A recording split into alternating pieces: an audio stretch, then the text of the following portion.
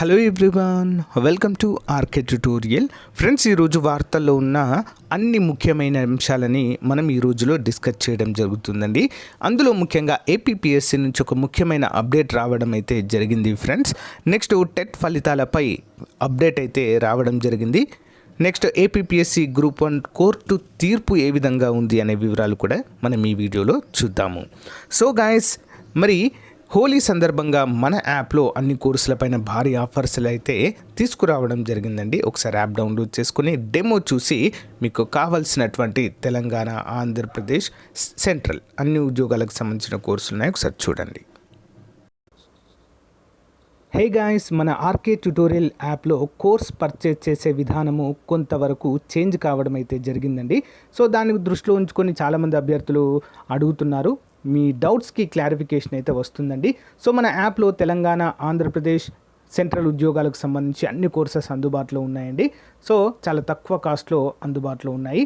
So app open చేయగానే store option వస్తుందండి. Store పైన క్లిక్ చేయగానే మీకు అన్ని కోర్సెస్ వస్తాయి. ఫర్ ఎగ్జాంపుల్ మెంటల్ ఎబిలిటీ కొనాలనుకుంటున్నారనుకోండి, దానిపైన క్లిక్ చేయండి.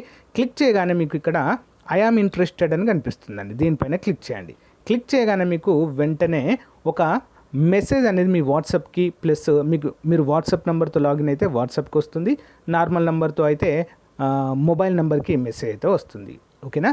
సో దీన్ని క్లోజ్ చేసి వెంటనే మీ వాట్సాప్ ఓపెన్ చేయగానే ఈ విధంగా హాయ్ అని మీ పేరుతో వస్తుందండి. సో ఈ విధంగా బై నౌ అనే ఆప్షన్ కూడా చూపిస్తుంది ఇక్కడ. ఓకేనా?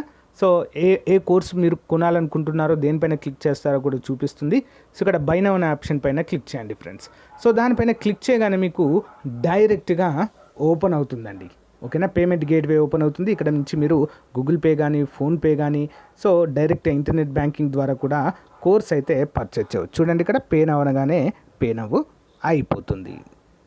సో గైస్, మీ మొబైల్ కూడా ఈ విధంగా మెసేజ్ వస్తుందండి. ఇక్కడి నుంచి కూడా మీరు ఇక్కడ ఇచ్చిన లింక్ పైన క్లిక్ చేసి పర్చేజ్ అయితే చేయవచ్చండి. చాలా సింపుల్గా అన్ని కోర్సులపైన ఆఫర్స్ అయితే ఉన్నాయండి. తెలంగాణ అన్ని ఉద్యోగాలకు, ఆంధ్రప్రదేశ్ అన్ని ఉద్యోగాలకు, సెంట్రల్ ఉద్యోగాలకు కూడా కోర్సులు ఉన్నాయి. ఒకసారి డెమో చూసి వెంటనే పర్చేజ్ చేయండి. Thank you.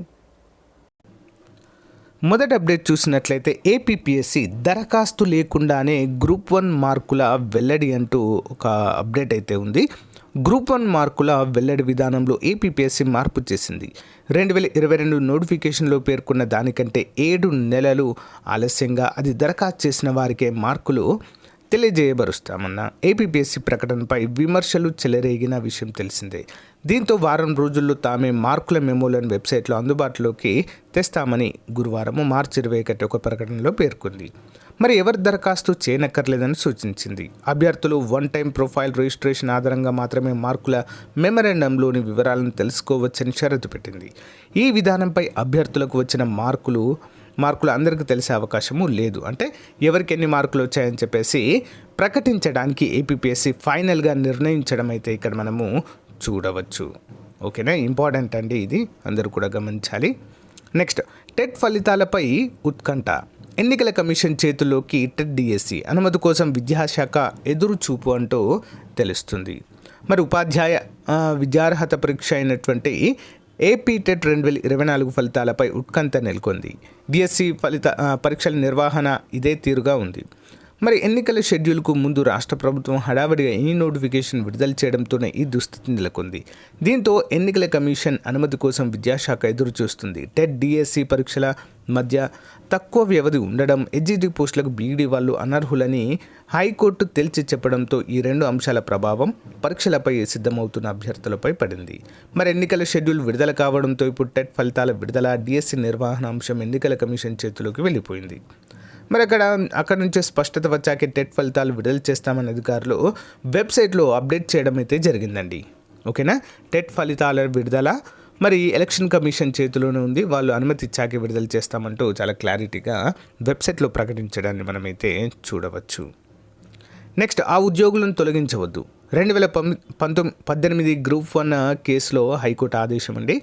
మెయిన్స్ పరీక్ష రద్దును సవాలు చేస్తూ దాఖలైన అప్పీళ్లపై విచారణ 27వ తారీఖుకి వాయిదా వేయడం అయితే మనము చూడవచ్చు.